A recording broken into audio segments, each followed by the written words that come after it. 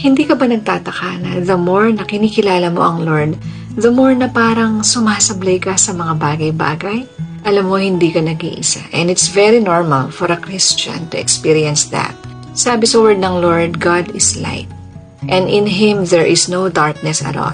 Subukan mong pumasok sa isang kwarto na madilim at walang ilaw. Hindi mo malalaman kung marumi yun o malinis, tama ba? Pero kung bubuksan mo ang ilaw, ultimo alikabok sa kasulok-sulukan ng kwarto makikita mo. And that is how God's light works in us. The more you seek and know the Lord, the more na ipapakita niya sa iyo kung ano yung mga bagay na dapat maayos sa iyo. Because before He transforms you, He will first reveal what needs to be transformed. So don't get frustrated pag sumasablay ka sa mga bagay-bagay. It's God's way of revealing to you kung ano yung mga dapat ayusin sa buhay mo. Yun lang, salamat.